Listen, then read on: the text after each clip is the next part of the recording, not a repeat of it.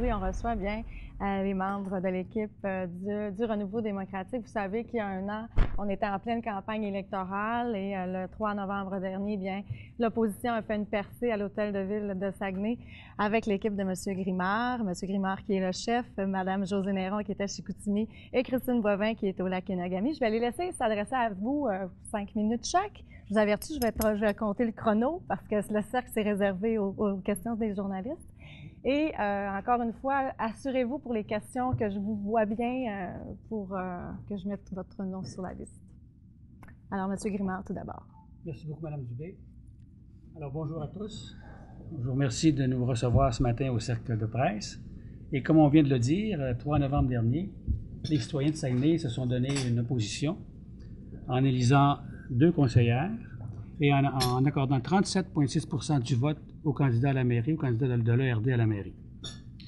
Je pense que l'arrivée de l'ERD a constitué un choc majeur au conseil de ville, au conseil municipal et changé considérablement l'actualité municipale. Ça ne fait pas l'affaire de tout le monde, mais je pense qu'on peut dire que c'est un changement majeur. On a vu au cours de la dernière année que la démocratie a repris vie à Saguenay. Le droit de parole a été retrouvé. Il renaît. Il y a des dossiers qui ont été discutés, commentés, analysés. Et je pense que ça a permis de démontrer que l'opposition était essentielle à Saguenay. Ce serait dommage qu'on tente de la bâillonner ou de l'éliminer. Maintenant, l'opposition fait partie du rouage démocratique de la ville de Saguenay. Les citoyens ont commencé à avoir de l'information. Je pense qu'ils sont satisfaits de voir qu'il y a des questions qui sont posées et que la situation est décrite dans le détail, parfois même, et veulent que ça continue. Puis en réalité, je vais vous dire, ce changement-là, c'est simplement un retour à la normalité. Ce n'est pas une innovation que Saguenay connaît. C'est un retour à une vie démocratique à peu près, j'insiste là, à peu près normale. Et je pense bien qu'on fasse ce qu'on voudra. On ne pourra pas revenir en arrière. On ne pourra pas revenir au climat qui a perduré pendant 16 ans, sans débat, avec une apparente unanimité, sans information disponible aux citoyens, sans possibilité de déposer des motions, sans pouvoir faire des interventions. On ne pourra plus revenir à cette situation-là. Les citoyens ont connu autre chose. On fait confiance à un parti nouveau, mais qui est là pour durer. Et ça, je pense que c'est un fait majeur. Hein? Les deux élections précédentes, il y a eu des partis qui se sont créés pour présenter des candidats qui ont été défaits et les partis ont disparu. L'ERD est arrivé avec ses 800 membres, a fait une campagne électorale, a eu 2 élus et le candidat à la mairie a eu 37,6 % du vote. Ça faisait un petit peu trop longtemps là, que le maire nous inventait de fausses vérités qu'il pensait qu'on devait croire. Les 2 grandes vérités, vous les connaissez aussi bien que moi. On était soi-disant la ville la mieux gérée, les taxes les plus basses. Et vous le savez maintenant, c'est peut-être fallu que des gens d'HEC viennent nous le dire, là, mais c'est totalement faux. En ce qui concerne du moins les taxes, vous savez, quand HEC fait son analyse, il compile des données de toutes les villes selon une méthodologie préétablie et en tire des conclusions. Ce que le ministère nous dit, le ministère des Affaires municipales nous dit, c'est que la seule statistique qui permet de faire des comparaisons d'une ville à l'autre, c'est le taux global d'imposition et non pas la charge moyenne fiscale. Et si on considère le taux global d'imposition, la ville de Saguenay vient au 9e rang des 10 plus grandes villes du Québec en termes de taux le plus élevé. Alors, je pense que le credo, là, sur la taxe la plus basse, c'est complètement faux. Maintenant, la charge moyenne fiscale, j'aimerais vous dire qu'elle sert uniquement à déterminer quel est le pourcentage que les familles paient dans l'enveloppe globale des subventions, des taxes perçues par la ville. Ville de Saguenay, on nous l'a dit, elle est dépensière et elle gère mal. Et le plus bel exemple, c'est Promotion Saguenay. Promotion Saguenay, on a eu les états financiers 4 mois après leur publication. On aurait voulu faire une analyse plus approfondie en obtenant des informations additionnelles. On n'a pas pu le faire. Promotion Saguenay c'est 41 personnes, dont 9 cadres, ce qui signifie 3 employés par cadre en moyenne, des salaires de 65 000 un budget de 6 millions attribué en subventions, aides aux entreprises et toutes sortes. C'est la gestion de deux entreprises, Aérogare et Diffusion Saguenay, qui sont à perte et ne survivent que grâce aux subventions gouvernementales. C'est une dette de 13 millions, dont 8,5 millions viennent à échéance en 2015. Et vous pouvez vous demander, étant donné que Promotion Saguenay n'a aucun revenu additionnel, qui va payer cette dette-là? On va devoir réemprunter. Ville de Saguenay va devoir cautionner ce nouvel emprunt. Il y a une opération en Promotion Saguenay. Au 31 décembre 2012, il y avait 11 millions de dollars dans le compte de banque. À quoi j'ai jamais vu une entreprise qui payait ses fournisseurs à l'avance et devoir le supporter sur sa marge de crédit. Vous avez compris que mon sourire fait 5 minutes? C'est terminé? Déjà, oui. Ça va être Madame On y Néron. reviendra à la période de questions. Oui, c'est ça. Il y aura sûrement des questions, sûrement. Alors, bonjour tout le monde, ça me fait plaisir. Merci pour l'invitation. Il y a un an, je dirais une bibite naissait. Pour certains, c'était un vilain petit canard. Pour d'autres, c'était une lueur d'espoir. Je vous dirais que, on va dire, c'est un bébé représenté par 3 personnes qui, au départ, a ouvert les yeux, commencé à sourire, commencé à socialiser, s'est fait ses premières dents, qui a commencé à ramper, qui s'est assis et ensuite s'est levé debout, grâce à toute une équipe qui travaille derrière nous. Au cours de cette année-là, ensemble, on a pu réaliser que le style de gestion de Ville-Saguenay est un style de gestion qui est dépassé. C'est un style de gestion très centralisateur, très contrôlant au niveau de son information. C'est un style de gestion qui se veut, si vous voulez, on va parler de l'avant-commission Charbonneau et de l'après-commission Charbonneau. Alors, avant commission Charbonneau, les gouvernements travaillaient d'une façon qui se disait, bon, j'ai sondé ma population, je viens sonder ma population aux 4 ans. La population me donne un mandat, maintenant j'ai toute autorité. Je décide des lois, des règlements, des procédures, j'impose et je dis à la population, conforme-toi, suis les règles, lève-toi le matin, va travailler, nourris-toi bien, couche-toi le soir, pour le reste, papa veille, aie confiance. Avec la commission Charbonneau, je crois qu'au niveau des villes et au niveau des instances, toute instance gouvernementale, maintenant les villes, particulièrement on va parler de villes puisqu'on est au niveau municipal, on doit revoir le style de gestion. Et la population veut que l'on revoie le style de gestion. Les gens sont tannés de payer. On entend des fois souvent ça, tannés de payer. Les gens veulent commencer à être consultés. Et on doit repenser le style de gestion. Et notre ville ne fait pas exception. Un style de gestion qui est très centralisateur au niveau de l'information doit devenir un style de gestion beaucoup plus ouvert, beaucoup plus, je vous dirais, qui n'ait pas peur de faire couler l'information vers la population. J'étais dans une formation la semaine passée, une formation sur un principe justement vers lesquels les villes vont tendre aujourd'hui. Et il y a déjà des villes au Québec qui ont commencé. Je vous dis pas qu'il n'y a pas des mini-projets à Saguenay qui se font en ce sens-là, mais il faut vraiment pousser la machine beaucoup plus loin. Le concept de ville intelligente. Si on vient à l'avant-commission Charbonneau, on avait le style de gestion qui disait « L'information, je la garde pour moi. Les compétences que j'utilise pour gérer la ville, c'est mes élus, c'est ma machine administrative, mes citoyens. À l'occasion, je peux peut-être aller en consulter quelques-uns, mais pour l'essentiel, c'est nous qui avons le pouvoir, c'est nous qui allons maintenant gérer tout ça. C'est le mandat qu'on nous a donné, c'était l'esprit dans lequel les gens opéraient. Les villes intelligentes de demain vont ouvrir sur la population. Oui, on va toujours avoir la compétence des élus. Oui, on va toujours avoir la compétence de la machine administrative. Mais maintenant, on va utiliser la compétence de notre population.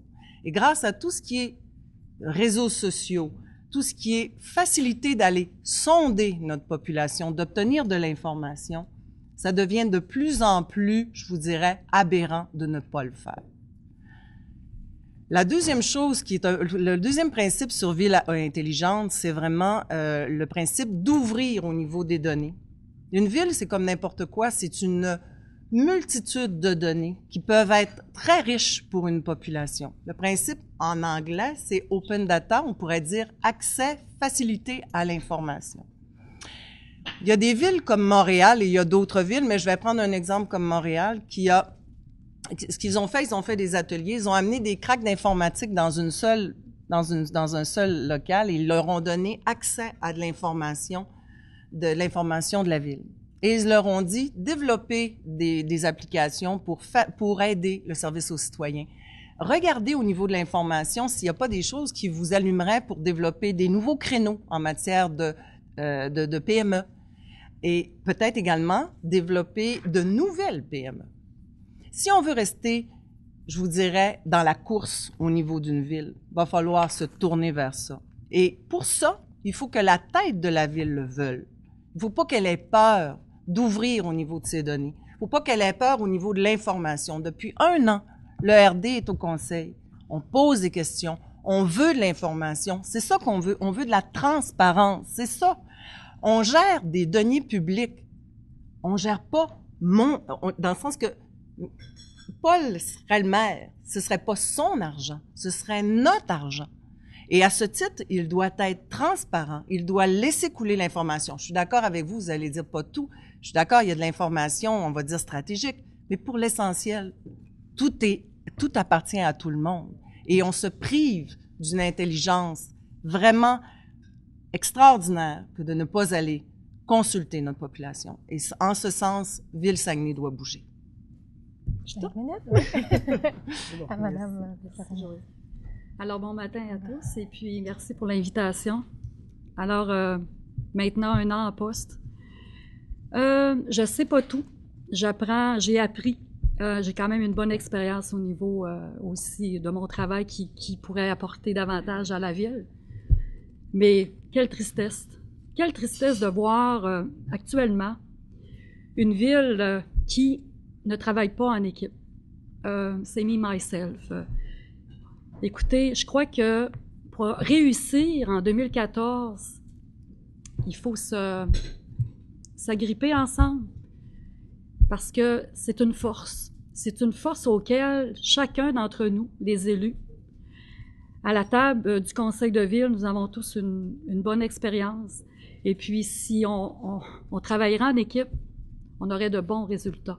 Mais actuellement, et puis ce que moi j'ai constaté et que je déplore, les élus à Ville-de-Saguenay, on n'a aucun pouvoir.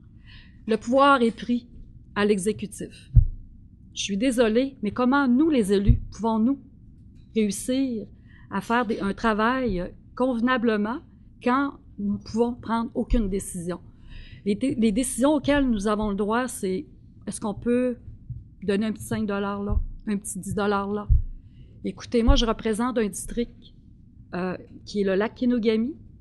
Et le lac Kenogami, c'est un réservoir d'eau potable de Ville-de-Saguenay.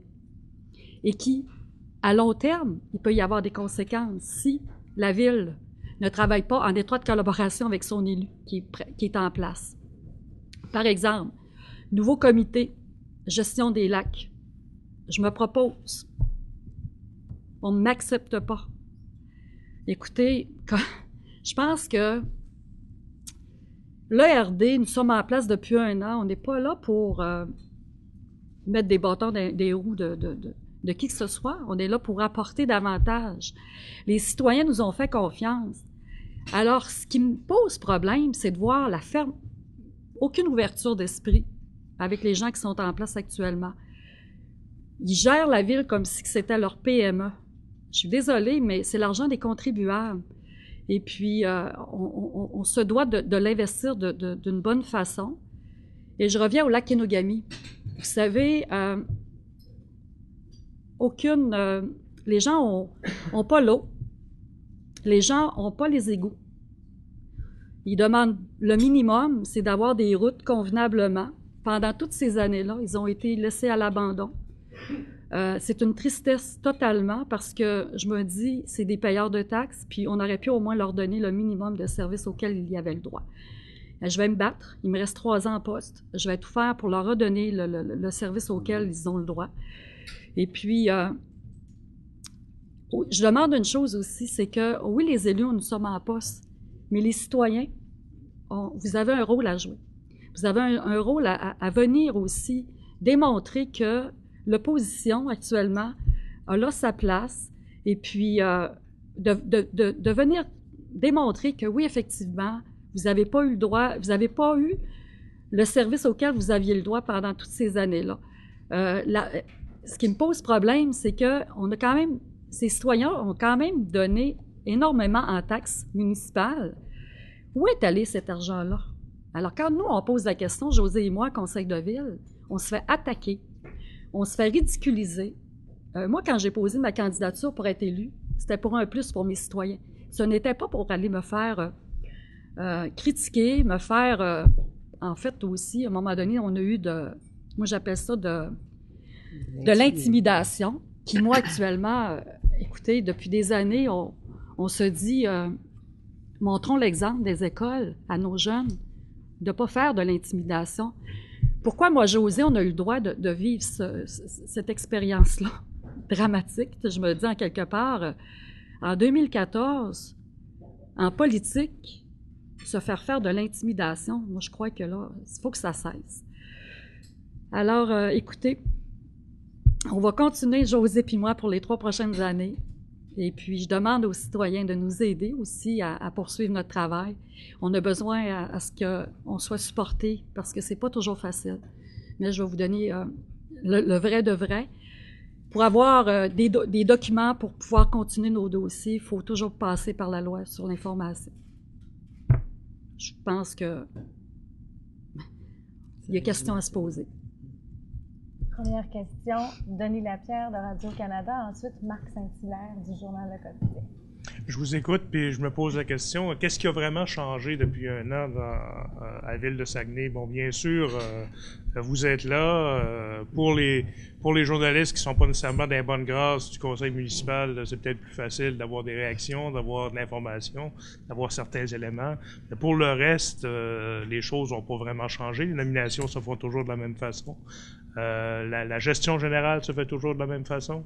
Il y a Promotion Saguenay occupe toujours la même place et même semble prendre encore de l'importance dans la gestion municipale avec tout ce que ça implique comme éléments qui ne sont pas nécessairement publics là, ou difficiles à obtenir. Bref, finalement, outre le fait qu'on entend une opposition, est-ce qu'il y a vraiment quelque chose qui a changé à Saguenay? Est-ce que... Pardon? Oui, vas-y. Je vais vous donner un exemple qui est très, très, très important. Au cours de la campagne électorale, le RD a dit que la situation financière de ville de Saguenay est en mauvais état. Le taux d'endettement, les déficits actuels, l'état des infrastructures qui sont laissées à l'abandon, ça ne marche pas. On l'a dit. Non, on répondait, tout est parfait, vous ne connaissez pas ça. Ça n'a pas pris 1 an que la ville s'est réveillée.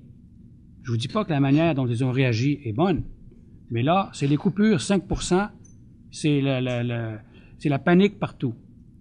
C'est pas une bonne façon de réagir, j'en conviens, mais si le RD n'est pas là pour dire « attention, les finances publiques se dégradent considérablement », je ne crois pas qu'on n'aurait jamais entendu parler, vous auriez pu continuer à voir la dette augmenter.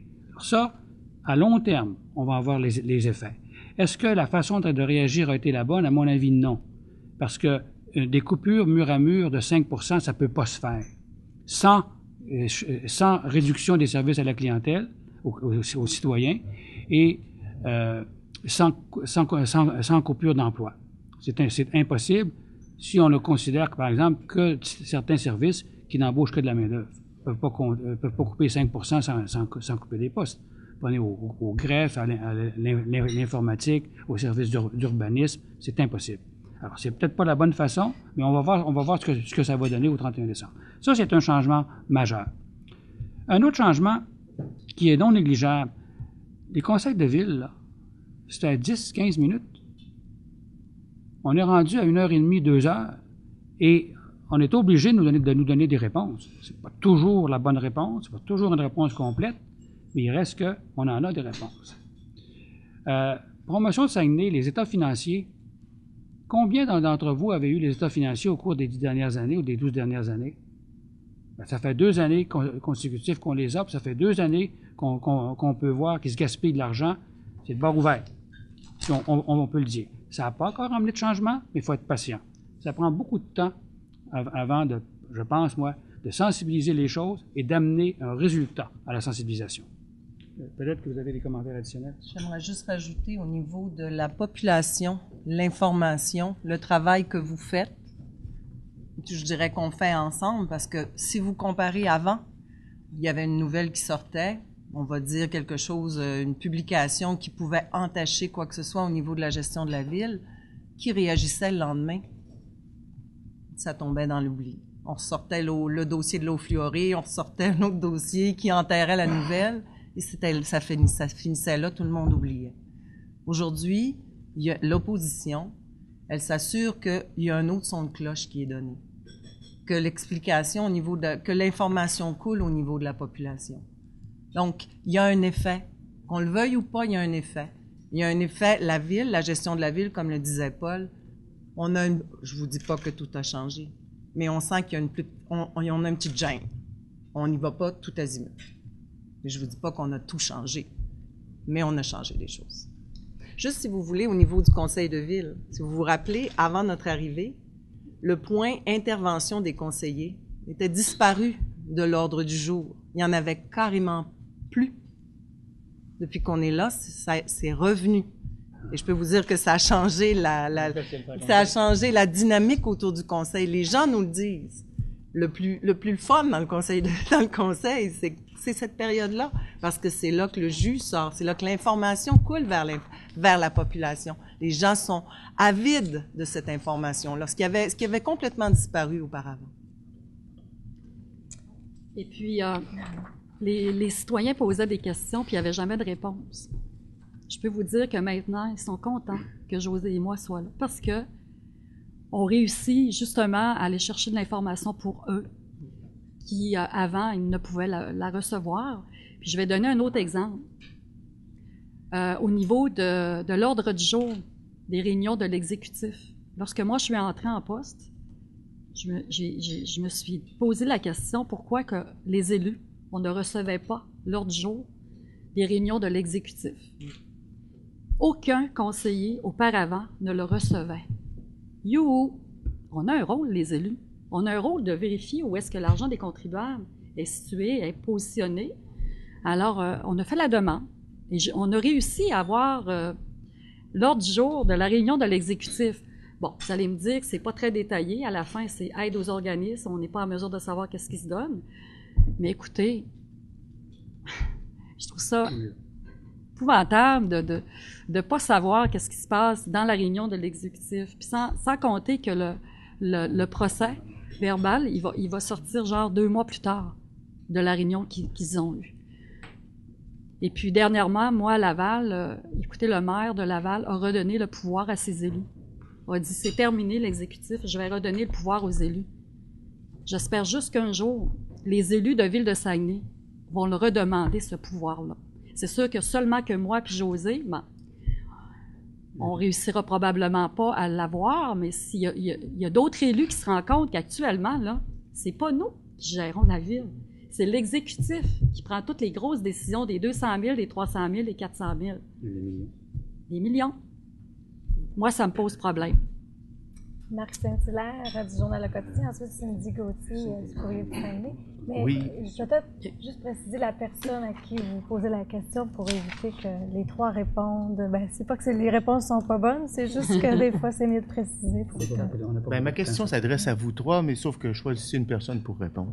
Je pense que vous allez arriver avec une réponse qui va ressembler beaucoup, là. En fait, je pense que tout le monde a pris connaissance de la lettre qui a été expédiée hier en fin de journée enfin, nous autres, on l'a eu en fin de journée, par la zone portuaire, signée de Éric Gauthier et adressée au maire Jean Tremblay, qui lui demande, en fait, de ne pas intervenir dans les décisions du CA de la zone. C'est une lettre qui nous a tous surpris, mais je vais vous laisser quand même la commenter, puis commenter toute cette saga-là. Là. Si vous me permettez, la zone portuaire a reçu en 2014 1 300 000 $ de Ville de Saguenay et Ville de Saguenay n'a pas un mot à dire sur les destinées de la zone portuaire, je pense qu'il y a un manque de respect flagrant. Si M. Gauthier est en service commandé, là, il va falloir qu'il analyse un petit peu ses réactions. Je pense que ça n'a aucun sens. Nous, on l'a dit, on va le répéter. M. Ovington, malheureusement, n'a plus la confiance des citoyens, ne peut plus gérer les fonds publics de Ville de Saguenay, et la Ville doit exiger du conseil d'administration qu'elle prenne ses responsabilités à ce sujet-là. C'est clair. Y avait-tu... C'est encore de l'argent des contribuables qui est versé à cet organisme-là. Comment se fait-il qu'on laisse encore quelqu'un gérer cet organisme-là qui provient, c'est l'argent des contribuables, inacceptable. Si je peux me permettre, dans la plainte qui avait été déposée par rapport à tout ça, à la nomination de M. Ovington, le plaignant disait, écoutez, j'ai jamais été capable de prouver, moi, le lien qu'il y avait entre M. Gauthier et M. le maire. Croyez-vous que ces gens-là communiquent par lettre? Excusez-moi, je n'ai pas bien compris votre question. Est-ce que vous croyez que M. Gauthier et M. Tremblay, par exemple, communiquent par lettre? Est-ce que ce sont des gens qui ont l'habitude de communiquer par lettre? M. Gauthier est sur Promotion Saguenay, M. le maire est sur Promotion Saguenay. Je pense qu'ils peuvent communiquer directement assez facilement. Mais je voudrais, cependant, les commissaires ont dit, en ce qui concerne la jurisprudence relativement à la nomination de M. Ovington, on ne voit pas rien d'incorrect. Ça, c'est une chose. Mais l'autre chose, par exemple, c'est de dire, au point de vue moral, au point de vue éthique professionnel, dans la mesure où on a une personne qui ne respecte pas les règles d'éthique, c'est démontré ça. Est-ce qu'on peut lui faire confiance pour gérer les fonds publics? La réponse, c'est non. C'est sous cet aspect-là que nous, on dit que M. Ovington n'est pas légitimé actuellement pour occuper le poste qu'il occupe et qui est de gérer fondamentalement des fonds publics. On peut créer des voiles corporatifs, comme on l'a fait avec la zone portuaire, et se cacher derrière le voile corporatif pour dire que la Ville ne peut pas agir. Mais soyons pas naïfs, la Ville a tous les leviers pour agir si elle décide de le faire. Et ensuite, Bertrand Tremblay. Au cours des dernières semaines, voire des derniers mois, on a quand même assisté à un remaniement de personnel important au sein du cabinet du maire Jean Tremblay. Est-ce que vous voyez du côté de l'ERD, puis c'est peut-être une tactique pour pouvoir diminuer les effectifs au sein de votre cabinet, est-ce qu'on peut s'attendre avec le nouveau budget à des coupures de postes? Parce que, bon, vous disiez tout à l'heure qu'on était une équipe, on a pu se former. Est-ce que vous avez peur de perdre certains membres? La loi prévoit que dès l'instant où un parti politique municipal a un représentant au conseil de ville, la ville doit s'assurer de lui fournir les argents suffisants pour qu'il puisse faire son travail. Il y a la règle du 30% qui vient par après, mais l'esprit de la loi, c'est de dire qu'on doit fournir à l'opposition les ressources suffisantes pour qu'elle puisse faire son travail. Moi, je m'en remets au sens démocratique de M. le maire, et qu'il va respecter, il va admettre que la présence de l'opposition est légitime à Saguenay et que l'opposition doit disposer des ressources suffisantes pour pouvoir faire son travail. On en est là pour le moment. Est-ce que je peux rajouter quelque chose? Souvent, au conseil, le maire me donne en exemple le gouvernement fédéral, au niveau provincial, ils font pas ci, ils font pas ça. Alors, je me permettrais de lui retourner l'ascenseur au gouvernement fédéral. M. Harper, comme M. Couillard, ne poserait sûrement aucun geste pour museler l'opposition. Et là-dessus, on se fie sur la bonne foi du maire. M. Tremblay. Alors, je m'adresserai aux trois, principalement, évidemment, à M. Grimard. Avec Promotion Saguenay, Saguenay a lancé une grande opération de croissance économique pour la ville. Ça fait déjà plus d'une décennie. Est-ce que vous avez fait une analyse des résultats de cette opération économique, de ces visites à l'étranger, alors, quelle est votre analyse des investissements et de l'opération particulière de Ville-Saguenay dans le développement économique? M. Tremblay, on peut regarder le rapport d'activité de Promotion Saguenay 2013. Regardons le rapport et si on fait exception d'un ordinaire, regardez page par page et posez-vous la question en termes de est-ce que dans cette page-là, on nous démontre qu'il y a eu création d'emplois qu'il y a eu création d'entreprises. Le résultat, c'est 0. 0, 0, 0. À l'exception de Nordia. À part de ça, on va parler de fermeture. Novelis, MDF Labé.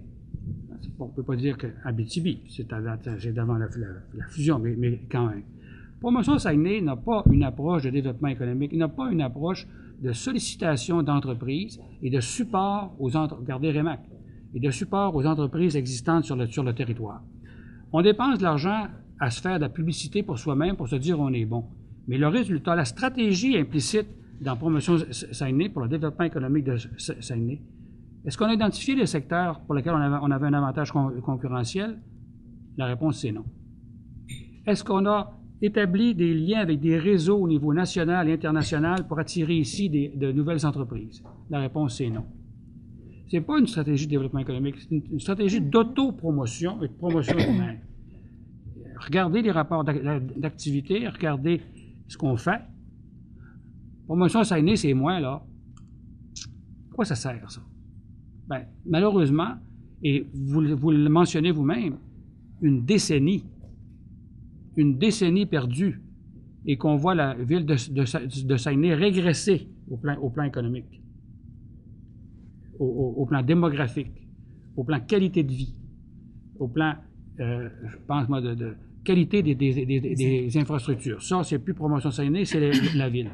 Mais Promotion Saguenay est une extension de la ville, il ne faut pas l'oublier. Encore là, un voile comparatif. Mais le voile comparatif, c'est la ville qui paye 9 millions de dollars à Promotion Saguenay pour servir à fonds perdus 6 millions distribués à droite et à gauche sans aucun résultat. C'est regrettable. Mais M. Grimard, on vous répondra qu'il y a de la construction partout. Jamais le boulevard Talbot s'est développé autant. Il y a des quartiers en... qu'est-ce que vous avez à répondre à ça? Est-ce que c'est... Là, vous me parlez de l'étalement urbain. Je ne parle pas de développement économique, là. Regardez la statistique qui a sorti hier. Permis de construction en 2013, 32 millions de dollars comparé à 29 millions l'année précédente. Nous, on a regardé en 2013, on n'a jamais pu corroborer les données qui sont sorties par le maire. On n'a jamais pu faire la différence entre ce qui était du résidentiel, du multifamilial, de l'institutionnel, de l'industriel ou du commercial. Et on nous donne cette statistique-là, puis il faudrait prendre ça comme du cash. C'est pas ça une analyse. Puis l'étalement urbain, il nous prépare un beau problème à long terme. On fait de l'étalement urbain un peu partout, tout azimut, sans se demander à quel coût ça va engendrer dans l'avenir. Pendant ce temps-là, on a des vieux quartiers qui sont laissés à l'abandon, qui auraient besoin d'être revitalisés, qui ne nécessiteraient pas par la suite des coûts additionnels en termes d'entretien des rues, cueillette des matières résiduelles, et déneigement, etc. C'est pas une planification, ça. C'est donner l'entreprise aux entrepreneurs. On n'est pas contre l'entrepreneuriat, au contraire. On n'est pas contre les initiatives, mais de façon ordonnée, suivant un plan d'urbanisme qui se tient, avec une vision de ce que devrait être Ville de Saguenay dans 10 ans, dans 20 ans. Si je peux rajouter, ce qu'on voit beaucoup à Saguenay, c'est des habiller Pierre pour habiller Jacques. Si vous regardez les entreprises qui sont venues s'installer dans le bas de la Racine, ce sont des entreprises qui existaient déjà à Saguenay. Elles ont juste déménagé de local. C'est tout. Si vous regardez les vrais emplois qui ont été créés dans le bas de la Racine, vous avez probablement un petit restaurant, le RD, 3 emplois. Et peut-être une petite boutique qui vend du thé. Mais à part ça, Devicom était en haut de la Racine, la pharmacie était un peu plus bas. En bout de ligne, pareil. C'est ça, c'est qu'on déshabille Jean pour habiller Jean, mais est-ce qu'on s'enrichit? Est-ce qu'on crée vraiment de la nouvelle richesse et de nouveaux emplois? Arrêtons de nous dire, regardez la Racine. Oui, d'accord, la Racine, c'est vrai, il y a des nouvelles affaires qui se passent, mais d'où est-ce qu'elles partent? C'est là que vous avez des édifices qui sont complètement vides. L'édifice au coin Sainte-Anne, Racine, qui habiterait un orthodontiste, déménagé dans l'autre coin d'à côté. Alors, est-ce qu'on crée de la nouvelle richesse? C'est là. Si vous permettez, la présidente, de poser une troisième sous-question à ça. Mais là, vous parlez évidemment de commerce. C'est correct, le commerce, c'est du déplacement. Mais là, je vous pose la question sur le développement industriel. Et la ville, le maire dit, est premier à dire que les parcs industriels débordent. Alors, quelle est votre analyse de ce développement industriel? On pourrait peut-être parler de Cobalt Aviation, de Discovery, de Novelis, c'est tout que des développements, ça va? Qui ont mené à, qui ont absolument rien fait, là. On a dépensé de l'argent.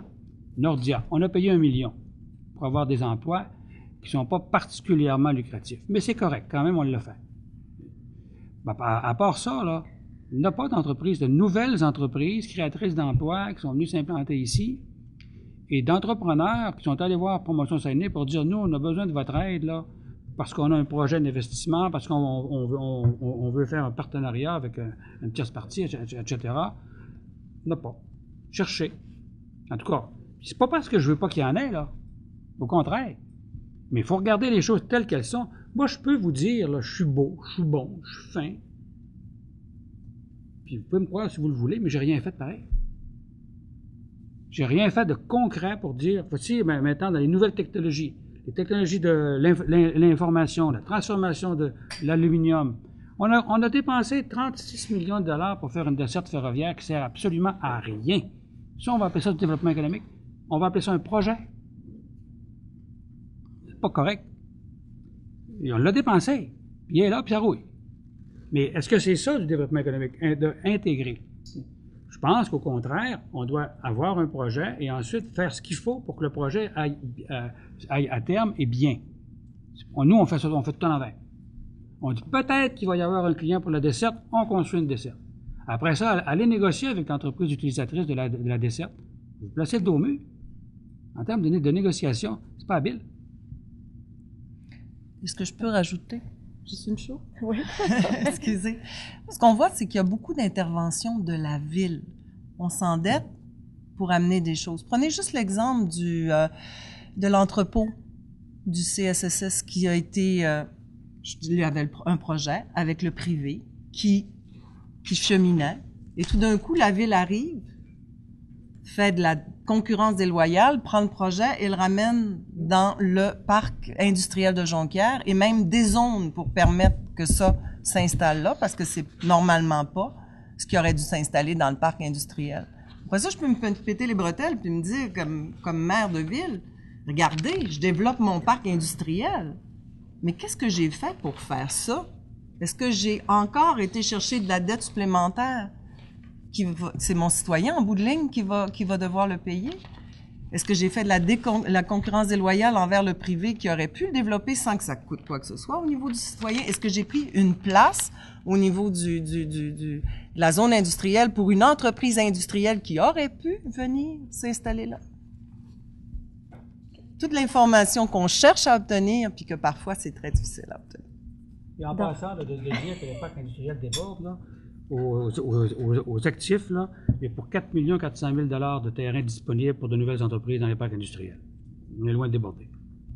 Donc, Marc Saint-Hilaire du Quotidien, ensuite Julie Bergeron d'Astral et Jean-François Tremblay de TVA.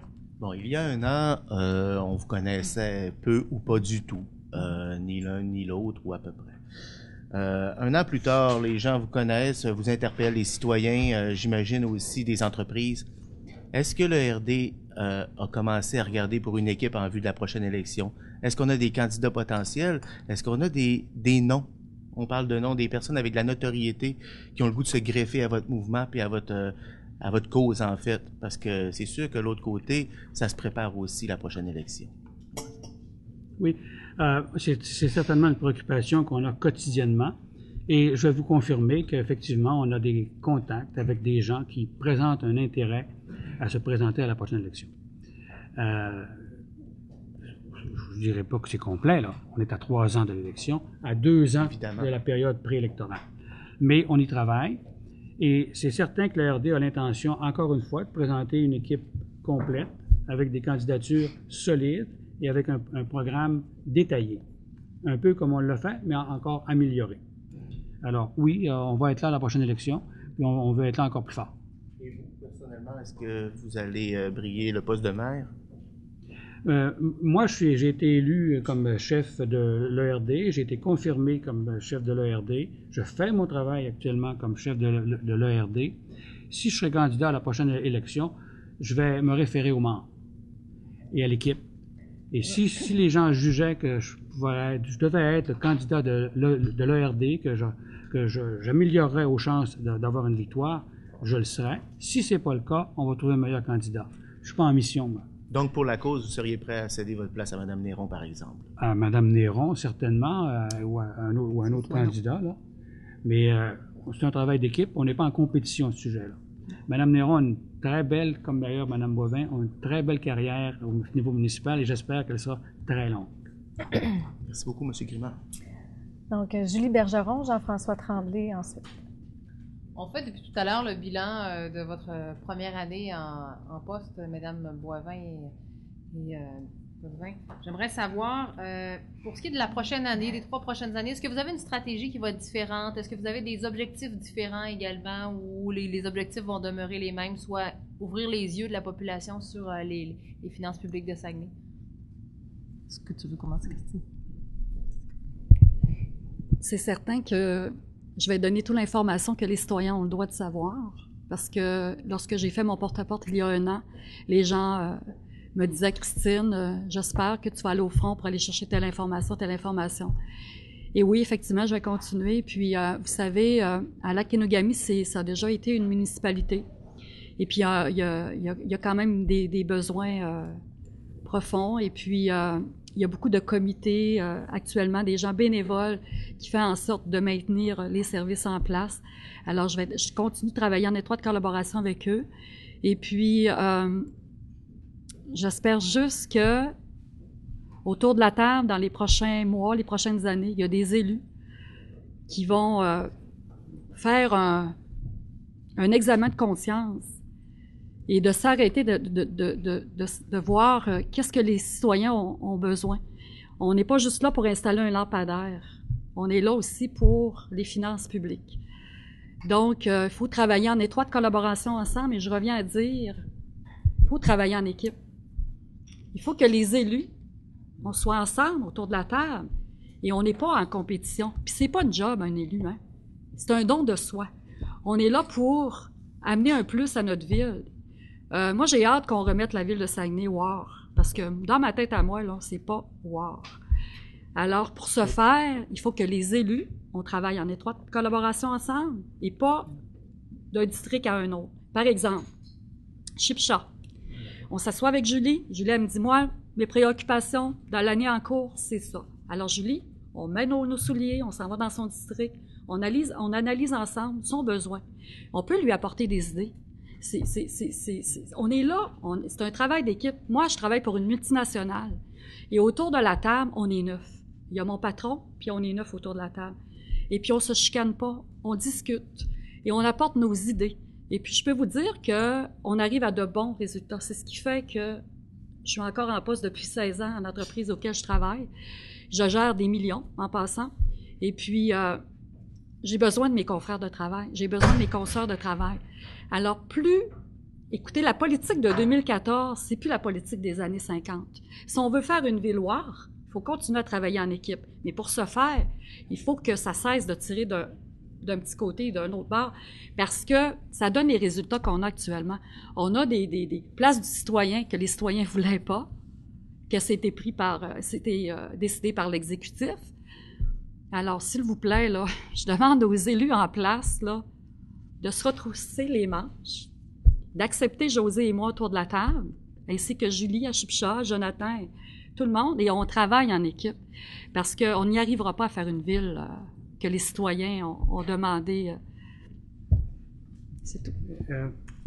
Pour revenir à la question, la différence peut-être qu'on va faire au cours des prochaines années, nous on a un programme, puis on a une vision de ce que la ville, de comment la ville devrait se développer, et on va assortir nos commentaires de propositions de plus en plus souvent. Évidemment, on ne s'attend pas à ce qu'elles soient reçues avec enthousiasme, mais on va le faire comme on a commencé à le faire d'ailleurs, et on va accentuer. Je pense que les gens doivent percevoir que l'ERD a des solutions valables, qui méritent d'être discutées, et on va les faire connaître. Donc, Jean-François Tremblay de TVA et ensuite Michel Gaudreault de Radio-Canada. Pour M. Grimard, juste une petite question c'est dans le sens de ce que Marc a posé tantôt, et après pour Mme Boivin et Mme Néron. d'abord, M. Grimard, quelles sont les finances du parti actuellement? Et pour vous deux, Mme Boivin, là, vous venez d'aborder la question. Il y a un troisième joueur. On parle souvent du maire, mais il y a un troisième joueur, en fait, dans les relations. Il y a vous, il y a M. Tremblay et il y a les autres échevins, là. Comment vous voyez leur performance face à vous? Là, on comprend, vous venez de donner une ligne, mais face à la ville aussi, comment ils se comportent face à la grosse machine municipale? Est-ce qu'ils font un bon travail? Est-ce qu'ils confrontent suffisamment la machine, selon vous? Bien, d'abord, pour ce qui est des finances du parti, d'abord, peut-être que la question n'est pas posée, là, mais je travaille bénévolement. Le parti ne me donne rien, absolument rien, même pas pour mon café ou mon essence. Okay? Ça aide un petit peu les choses, là. Mais les finances du parti sont très, très, très modestes. On a fait une activité de financement qui nous a rapporté quelques milliers de dollars. Et les argents nous servent principalement à maintenir le contact avec les membres, à leur fournir de l'information. Et c'est ce qu'on a pour le moment. On voudrait petit à petit peut-être commencer à se constituer un fonds pour la prochaine campagne électorale, mais on n'en est pas là pour le moment. Est-ce que ça répond à votre question, M. Tremblay? Oui. Vous pouvez pas dire combien vous avez d'argent en banque? Ou... Le chiffre exact, je ne peux pas vous le donner. Je n'ai pas parlé à la trésorière récemment, mais ça doit être autour de 8-10 000. Pas plus que ça. Donc, Michel Godreau de Radio-Canada. Il y avait une deuxième question. Ah, OK. Oui, il y avait une deuxième. Votre relation là, avec les autres échevins, on comprend, Mme Boivin, ce que vous venez de dire, mais est-ce qu'ils confrontent assez la municipalité face à la ville? Est-ce que ce sont des gens qui ne se tiennent pas debout? C'est un peu ce qu'on peut comprendre de votre affirmation. Là. Bien, en fait, moi, je ne suis pas là pour juger qui que ce soit. Les élus, c'est à eux de voir actuellement si ils prennent en considération de ce qu'on vit actuellement, parce que je reviens à un exemple. C'est à l'arrondissement Jonquière. De plus en plus, on tisse des liens, j'apporte des propositions, elles ne sont pas toujours appuyées. Mais je pense qu'avec le temps, je pense qu'il y en a qui vont, oui, tout à fait, ils vont s'allier, puis ils vont travailler en étroite collaboration ensemble, parce que c'est gagnant pour la population de le faire. C'est pas parce que, écoutez, une décision autour d'une table, comme je disais tout à l'heure, on a souvent pas tous les mêmes idées, mais on peut réussir à s'entendre. Puis, vous savez, il y a eu des rumeurs souvent que les gens disaient « Ouais, mais le RD sont là pour chicaner. » On n'est pas là pour se chicaner du tout. On est là pour apporter nos idées. Puis, si les gens trouvent que c'est acceptable de le faire, bien, pourquoi pas prendre la décision, mais ensemble, en équipe. Puis, je pense, si je peux rajouter, Christine, je pense qu'aussi, la venue de l'ERD a changé la dynamique au niveau du conseil municipal. Vous avez de plus en plus de gens, je ne vous dis pas que c'est ad libitum, là, mais vous avez de plus en plus d'interventions des conseillers. Les gens se rendent compte qu'ils ont, je vous dirais que les gens, la population aime les entendre au niveau du conseil. Et ils se sentent plus à l'aise du fait que nous, on a porté l'étendard, ils se sentent plus à l'aise de faire des interventions. Ce qu'on remarque, je vais dans le même sens que Christine, c'est qu'avant qu'on arrive en poste, la ville s'était gérée en silos, 3 arrondissements. Ce n'est pas une gestion de grande ville. Chacun était dans son arrondissement. Je vous donnerai l'exemple là, des fameuses assises de 2013. Je suis arrivée à l'arrondissement, excusez, je vais prendre juste une minute pour le dire, et M. Fortin dit, bon, les assises arrivent au mois de mai. La ville a décrété qu'il y aurait 3 personnes qui iraient pour cet arrondissement. Alors, j'ai dit, moi, je ne peux pas y aller. Non, c'est 3 personnes. M. Provencher, moi et M. Cléry. Bon, parfait. Alors, je m'en vais avec mon petit bonheur, puis je me dis, c'est comme ça, c'est comme ça. Une semaine plus tard, je parle à Christine et elle me dit, es-tu inscrite aux assises? J'ai dit, non, je ne suis pas inscrite aux assises, mais elle dit, à l'arrondissement de Jonquière, tout le monde est inscrit. Ah ouais? Tout le monde est inscrit? Comment ça? Mais tout le monde y va? Ah ouais? OK. Alors, je reviens auprès de Jacques Fortin et je dis, Monsieur Fortin, comment ça se fait que à Jonquière, tout le monde est inscrit et ici, à Chicoutimi, uniquement 3? Et il me regarde et dit, ah, moi, ça se fait comme ça à Jonquière. Là, on s'entend qu'on est en 2013, là. On n'est pas en 2002. Et là, il me dit, je vais me renseigner. Quelques jours plus tard, je reçois un courriel. Je suis inscrite, l'hôtel est réservé, je dois me présenter, telle date, c'est fini. Comprenez-vous? On part d'une gestion par silo. Au départ, on nous réunissait en conseil municipal, et ça depuis 2002, pour une dizaine de minutes. Minimum de consultation, maximum de contrôle. Donc, c'est la force du régime actuel.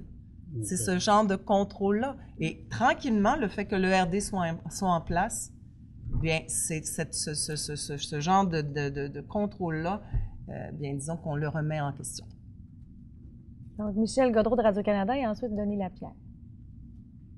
Promotion Saguenay, un organisme qui a été créé sous l'administration Tremblay, qui gère maintenant 12 millions de budget, qui gère le parc industriel, les parcs industriels, l'aéroport, Diffusion Saguenay, vous l'avez dit vous-même.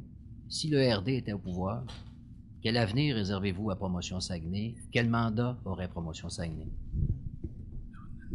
Prenons item par item. L'aérogare, rappelez-vous, ça avait été transféré à Ville-de-la-Baie avant la fusion, transféré ensuite à Ville de Saguenay et ensuite remis à Promotion Saguenay. En ce qui nous concerne, l'aérogare devrait dépendre directement de la Ville. Je ne dis pas qu'il n'y aurait pas un organisme de supervision de l'aérogare, mais ça ne serait pas indépendant de la Ville. Diffusion Saguenay, c'est pareil. Ça a fonctionné, dans le temps d'ailleurs du Saguenay, vous savez, ça fonctionnait très bien, là. C'est un organisme qui avait des subventions de la Ville, mais qui se débrouillait. Ça reviendrait à la même chose. Promotion Saguenay deviendrait, sous l'ERD, un organisme de support au développement économique à Ville de Saguenay et strictement de support au développement économique à Ville de Saguenay. C'est ce qui nous manque, c'est ce qu'on a besoin, c'est ce que les entrepreneurs et les jeunes entreprises veulent, et c'est la seule manière de s'assurer qu'on peut faire un contrôle sur les liens que Ville de Saguenay peut avoir avec les réseaux internationaux de création d'entreprises. On n'invente rien quand je dis ça, là. Nous, on a fait des analyses au moment où j'étais dans mon emploi antérieur, et il y a des choses concrètes à faire, là, qui ne coûtent pas des fortunes. Mais dépenser de l'argent à faire sa propre publicité pour dire qu'on est beau et qu'on est fin, là, ça, c'est du gaspillage. C'est certain que ça serait terminé. Promotion Saguenay se retirerait de son mandat touristique, par exemple? Pas nécessairement. Est-ce que ce serait dans la forme actuelle? Non, je pense que le volet touristique est important, là. Mais de la manière qu'on le fait, là, c'est de la manière qu'on le fait, de la manière qu'on dépense de l'argent qui nous déplaît à l'ERD.